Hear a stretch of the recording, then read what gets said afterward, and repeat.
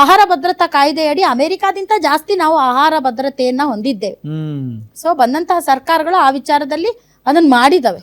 ಅದಾದ ಮೇಲೆ ಇದೇ ರೀತಿಯಾದಂತಹ ಪರಿಸ್ಥಿತಿ ಇಂದಿರಾ ಗಾಂಧಿ ಅವ್ರ ಕಾಲದಲ್ಲಿ 1968ರಲ್ಲಿ ಬಂದಿತ್ತು. ಅವಾಗ್ಲೂ ಅಷ್ಟೇ ಡಾಲರ್ ಎದುರುಗಡೆ ರೂಪಾಯಿ ಮೌಲ್ಯ ಕುಸ್ತಿತ್ತು. ವಿದೇಶಿ ವಿನಿಮಯದ ನಮ್ದು ಭಂಡಾರ ನಿಧಿ ಏನಿತ್ತು ಅದು ಕೇವಲ 1 ವಾರಕ್ಕೆ 2 ವಾರಕ್ಕೆ ಆಗೋಷ್ಟು ಅಲ್ಲ, ತುಂಬಾ ಕಡಿಮೆ ಆಗಿತ್ತು. ಆಮೇಲೆ ಬಹಳಷ್ಟು ಚಿನ್ನ ಲಾಕರ್ ಗಳಲ್ಲಿತ್ತು. ಹೀಗಾಗಿ ಅದು ಒಂಥರ ಡೆಡ್ ಎಕಾನಮಿಯಾಗಿ ಕೂತಿತ್ತು. ಆವಾಗ ಇಂದಿರಾ ಗಾಂಧಿ ಅವರು ಪ್ರಧಾನಮಂತ್ರಿ ಮತ್ತು ಇವರು ಯಾರು ಮೊರಾರ್ಜಿ ದೇಸಾಯಿ ಅವರು ಫಿನಾನ್ಷಿಯಲ್ ಮಿನಿಸ್ಟರ್ ಆಗಿದ್ದಾಗ ಸೆಪ್ಟೆಂಬರ್ 2, 1968ರಲ್ಲಿ ಒಂದು ಇದು ಗೋಲ್ಡ್ ಕಂಟ್ರೋಲ್ ಬಿಲ್ ಅಂತ ತರ್ತಾರೆ.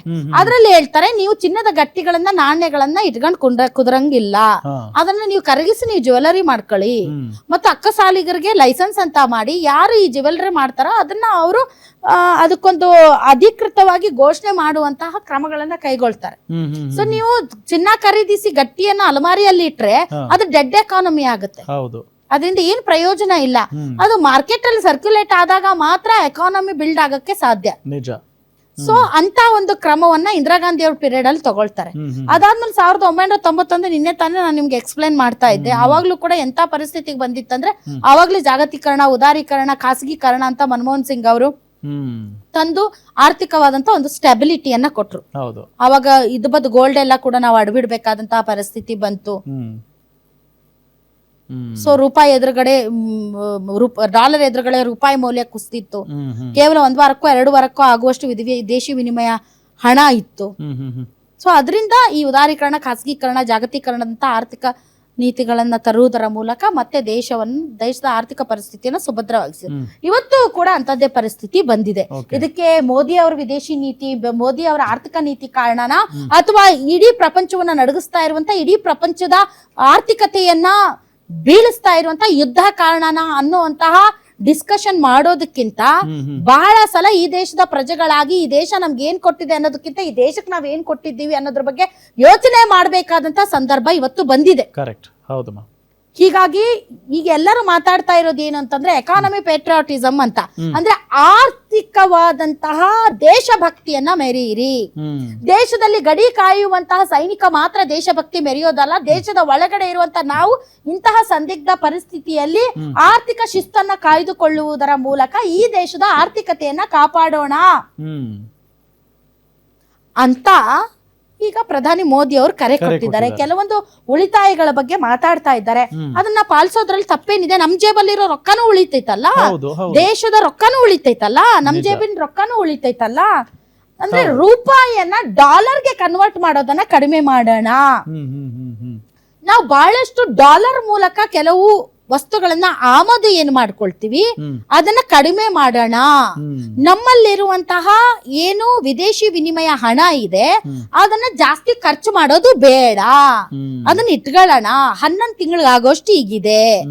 ಈಗ ಏನು ಎಲ್ಲವೂ ಕೂಡ ನಾವು ಡಾಲರ್ ಮೂಲಕ ಪರ್ಚೇಸ್ ಮಾಡೋದ್ರಿಂದ ಡಾಲರ್ ಬೆಲೆ ರೂಪಾಯಿಗೆ ಹೋಲಿಸಿದ್ರೆ ತುಂಬಾ ಜಾಸ್ತಿ ಆಗಿರೋದ್ರಿಂದ ನಾವು ಹಿಂದೆ ಎಷ್ಟು ಕೊಡ್ತಾ ಇದ್ವಿ ಅದ್ರ ದುಪ್ಪಟ್ಟು ಕೊಡ್ಬೇಕಾಗಿದೆ. ಹೀಗಾಗಿ ಡಾಲರ್ ಮೂಲಕ ಖರೀದಿಸುವಂತಹ ಯಾವುದೇ ವಸ್ತುಗಳನ್ನ ಸದ್ಯಕ್ಕೆ ಸ್ಟಾಪ್ ಮಾಡೋಣ.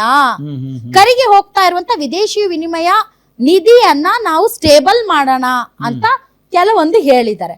ಅದ್ರಲ್ಲಿ ಪ್ರಮುಖವಾಗಿ ಯಾರು ನರೇಂದ್ರ ಮೋದಿ ಅವರು ಹೇಳ್ತಾ ಇರೋದು ಈ ಕ್ರೂಡ್ ಆಯಿಲ್ ಬಗ್ಗೆ ಹೇಳ್ತಾ ಇದ್ದಾರೆ. ಕ್ರೂಡ್ ಆಯಿಲ್ ಗೊತ್ತು, ನಾವು 50% ನಾವು ಗಲ್ಫ್ ದೇಶಗಳಿಂದಾನೇ ನಾವು ಅದನ್ನ ಇಂಪೋರ್ಟ್ ಮಾಡ್ಕೊಳ್ತಾ ಇದ್ವಿ. ಈಗ ನಿಂತೋಗಿದೆ, ಹಾರ್ಮುಜ್ ಜಲಸಂಧಿಯಲ್ಲಿ ಸಂಚಾರ ಆಗ್ತಾ ಇಲ್ಲ. ನಮ್ಮ ಏನ್ ಇಂಪೋರ್ಟ್ ಇದೆ, ಟೋಟಲ್ ಇಂಪೋರ್ಟ್, ಅದರಲ್ಲಿ 31% ಕೇವಲ 4 ವಸ್ತುಗಳಿಗೆ ನಾವು ಅತಿ ಹೆಚ್ಚು ಡಾಲರ್ ವ್ಯಯ ಮಾಡ್ತೀವಿ. ಕೇವಲ 4 ವಸ್ತುಗಳಿಗೆ ಅತಿ ಹೆಚ್ಚು ಡಾಲರ್ ವ್ಯಯ ಮಾಡ್ತೀವಿ. ಅದರಲ್ಲಿ ಕ್ರೂಡ್ ಆಯಿಲ್ಗೆ ನಾವು ಸುಮಾರು 134 ಬಿಲಿಯನ್ ಡಾಲರ್ ಖರ್ಚು ಮಾಡ್ತೀವಿ. 779 ಬಿಲಿಯನ್ ಡಾಲರ್ ನಾವು ಏನು ಆಮದು ಮಾಡ್ಕೊಳ್ತೀವಿ ಡಾಲರ್ ಕೊಟ್ಟು ವಸ್ತುಗಳಲ್ಲಿ, ಅದರಲ್ಲಿ ಅತಿ ಹೆಚ್ಚು ಕ್ರೂಡ್ ಆಯಿಲ್ಗೆ ಕೊಡ್ತೀವಿ. ಅತಿ ಹೆಚ್ಚು ಕ್ರೂಡ್ ಆಯಿಲ್ಗೆ ಅಂದ್ರೆ ಸುಮಾರು 72 ಬಿಲಿಯನ್ ಡಾಲರ್ ಕಳೆದ ಬಾರಿ ನಾವು ಇಂಪೋರ್ಟ್ ಮಾಡ್ಕೊಂಡಿದ್ದೀವಿ. ಸಾರಿ, 134 ಬಿಲಿಯನ್ ಡಾಲರ್. ಅಂದ್ರೆ ನಾವು ಒಟ್ಟು ಇಂಪೋರ್ಟ್ ಆಮದು ಏನ್ ಮಾಡ್ಕೊಳ್ತೀವಿ ಅದರಲ್ಲಿ 15% ನಾವು ಕ್ರೂಡ್ ಆಯಿಲ್ಗೆ ಕೊಡ್ತೀವಿ. ಹೀಗಾಗಿನೇ ಅವ್ರು ಹೇಳೋದು ವರ್ಕ್ ಫ್ರಮ್ ಹೋಮ್ ಮಾಡಿ. ನೀವು ಪೆಟ್ರೋಲ್ ಡೀಸೆಲ್ ವೆಹಿಕಲ್ ಗಳನ್ನ ಬಳಸಬೇಡಿ, ಸಾರ್ವಜನಿಕ ಸಂಚಾರ ವ್ಯವಸ್ಥೆಯನ್ನ ಬಳಸಿ. ಅವಾಗ ಏನಾಗುತ್ತೆ, ಡಿಮಾಂಡ್ ಕಡಿಮೆ ಆಗುತ್ತೆ, ನಾವು ಕಚ್ಚಾ ತೈಲವನ್ನ ಖರೀದಿ ಮಾಡೋದು ಕಡಿಮೆ ಆಗುತ್ತೆ.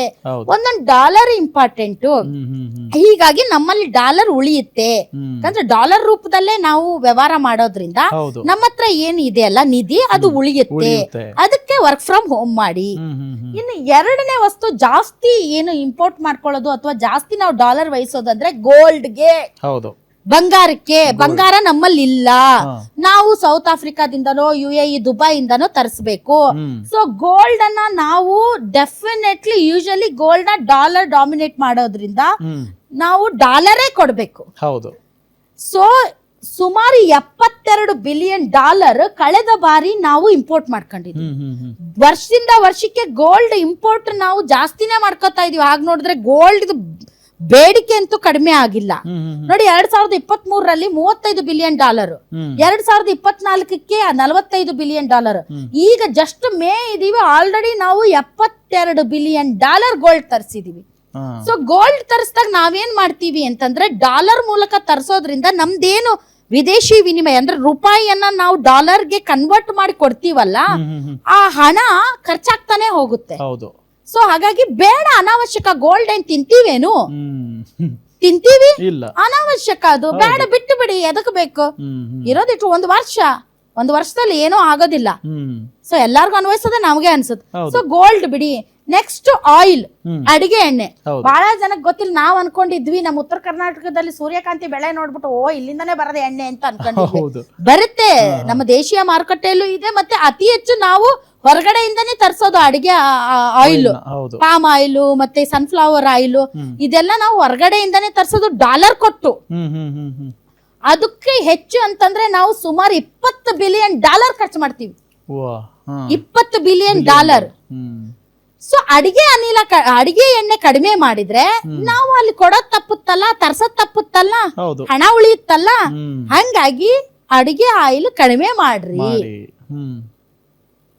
ಆದಷ್ಟು ಬಾಯ್ಲ್ಡ್ ಫುಡ್ ತಿನ್ರಿ ಅಂತ ಹೇಳಿದ್ದಾರೆ. ಮಾಡೋಣ, ಅದ್ರಲ್ಲಿ ಏನಿದೆ, ಆರೋಗ್ಯಕ್ಕೂ ಒಳ್ಳೇದಲ್ವಾ. ಇನ್ನುಳಿದಂತೆ ಇನ್ನೊಂದು ಹೇಳಿದ್ದಾರೆ, ಏನು ಅಂತಂದ್ರೆ ಫರ್ಟಿಲೈಸರ್ಸ್. ಅದು ಕೂಡ ಜಾಸ್ತಿ ಇದಾಗುತ್ತೆ ಮಾಡೋದ್ರಲ್ಲಿ. ತಪ್ಪೇನು ಇಲ್ಲ ರೀ, ದೇಶಕ್ಕೋಸ್ಕರ ಅಷ್ಟು ಮಾಡ್ಲಿಲ್ಲ ಅಂದ್ರೆ ಏನು, ಪರಿಸ್ಥಿತಿ ಹಂಗ್ ಬಂದಿದೆ.